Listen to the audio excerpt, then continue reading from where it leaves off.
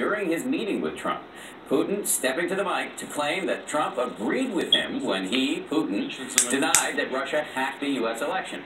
Speaking to reporters on Air Force One tonight, administration officials refused to refute Putin's assertion, even though America's intelligence agencies have concluded that Russia did meddle in the campaign.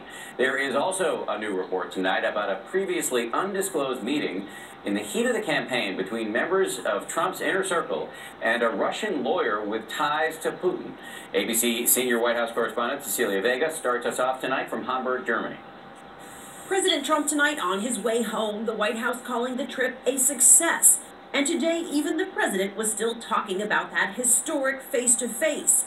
Rex and I had a tremendous meeting yesterday with President Putin. Secretary of State Rex Tillerson was in the room. He says the two men connected quickly and had positive chemistry. And today, Vladimir Putin returned the compliment, saying Trump on TV is very, very different from the Trump in person. Absolute big difference. After those handshakes, Putin today agreeing the president repeatedly pressed him on the issue of Russia's election meddling, saying, quote, the president paid a lot of attention to this.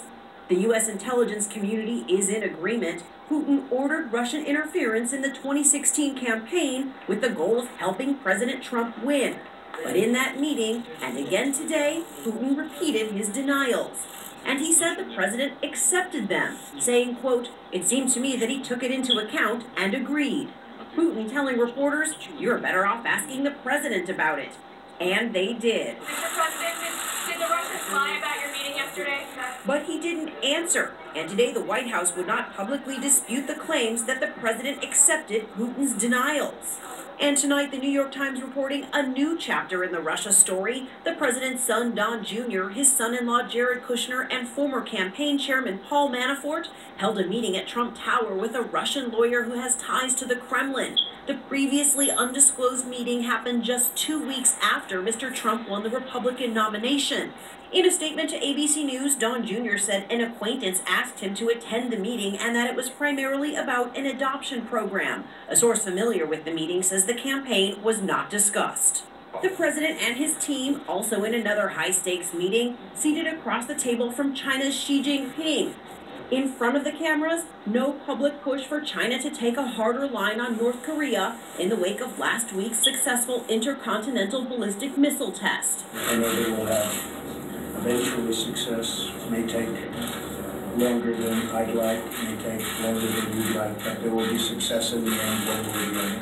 But officials say behind the scenes, the president had very direct discussions. As the president was in his meetings, Ivanka Trump tried her hand at diplomacy too. This photo making headlines showing the first daughter and presidential advisor taking her father's seat at the summit table. In a working group, she was right there next to Britain's Theresa May and just one seat away from Vladimir Putin. And Cecilia Vega joins us now from Hamburg. President Trump went to the G20 expecting to get an earful from world leaders about climate change after he pulled out of the Paris Accords. And today he did.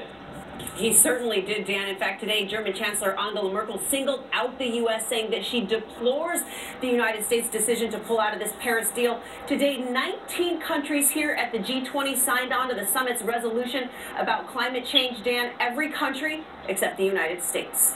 America, the outlier tonight. Cecilia Vega traveling with the president. Thank you. Also in Hamburg today, on this last day of the G20 summit, there were massive protests, the largest ones yet. Police estimate some 20,000 demonstrators turned out to march. Those marches were peaceful, but tonight some skirmishes again breaking out. The violence of the last few days at times kept the spouses of world leaders, including First Lady Melania Trump, from participating in events around the city.